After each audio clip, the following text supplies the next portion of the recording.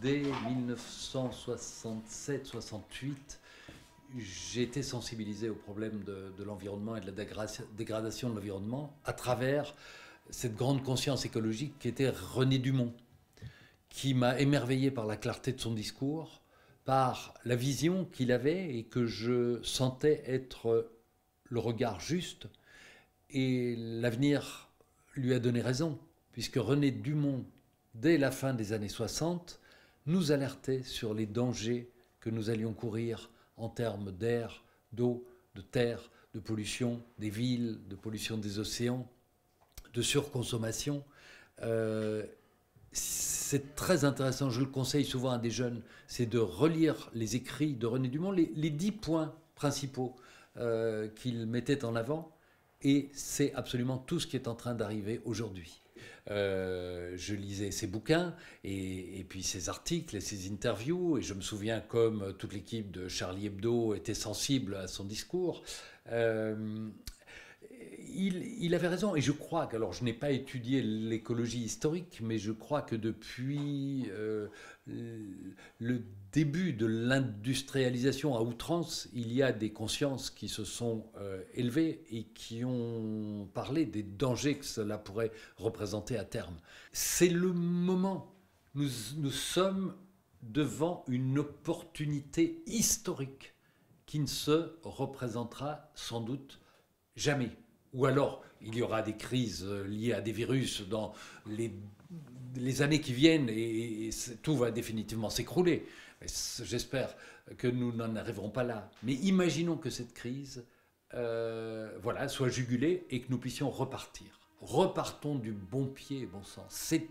C'est un moment historique. Nous pourrions prendre des décisions qui vont influer sur l'avenir de l'humanité. C'est-à-dire, c'est investir massivement dans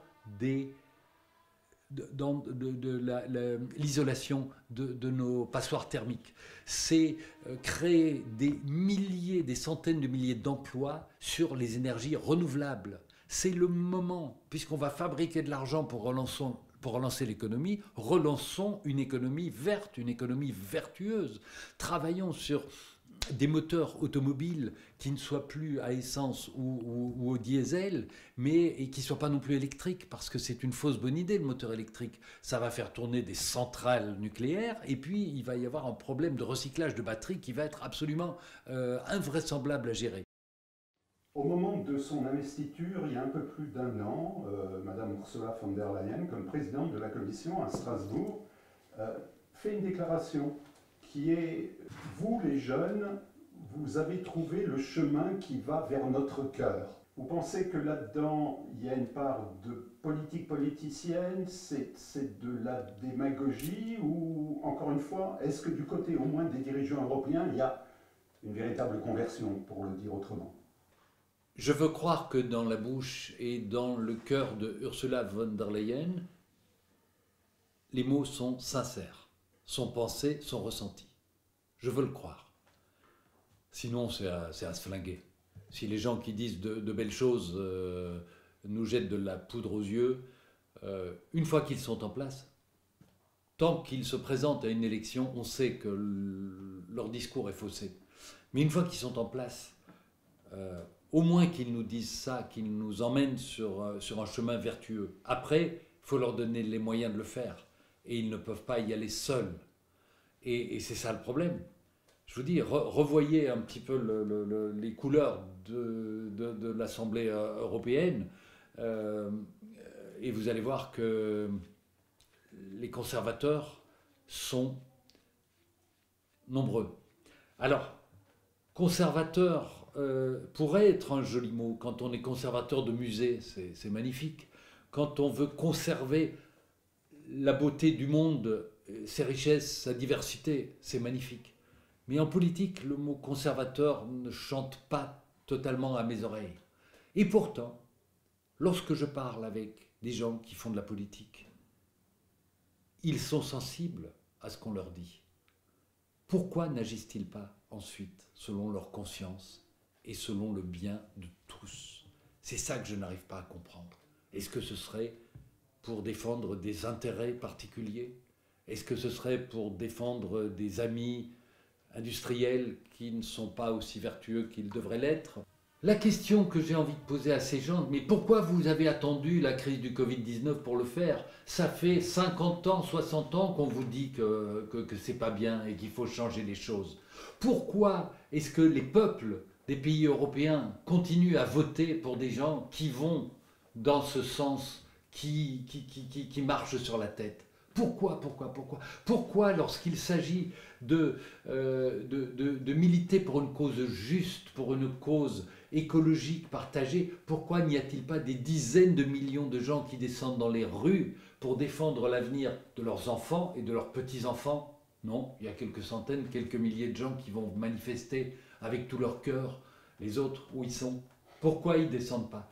Donc, bien sûr, c'est un grand espoir. Et bien sûr, j'encourage tous nos dirigeants, tous nos députés européens à réfléchir à cette problématique, à essayer d'adopter des lois qui seront vertueuses, qui vont faire de l'Europe un exemple pour la planète entière.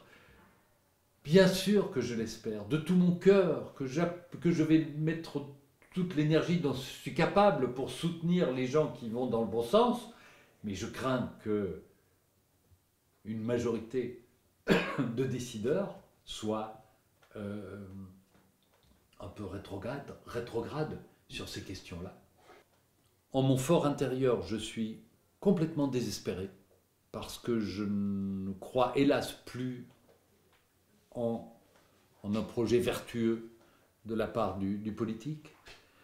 Et en même temps, je suis totalement optimiste et je m'oblige à l'être. Je reste militant parce que je suis un papa et je suis un grand-père. J'ai 4 petits-enfants et je me dis que si je ne donne pas toute mon énergie pour rendre le monde que je vais leur laisser meilleur que je ne l'ai trouvé en rentrant, eh bien j'aurais failli. Je me dis que si chacun pouvait se dire ça, peut-être que les choses commenceraient à aller mieux. Et ce que je ne comprends pas, c'est que les patrons de la pétrochimie, c'est que les grands patrons du CAC 40, je ne sais plus comment on les appelle, que tous ces maîtres de l'économie mondiale sont aussi des papas, des grands-pères. Et comment peuvent-ils avoir le cynisme de continuer à faire ce qu'ils font alors que leurs petits-enfants chéris risquent de crever la gueule ouverte?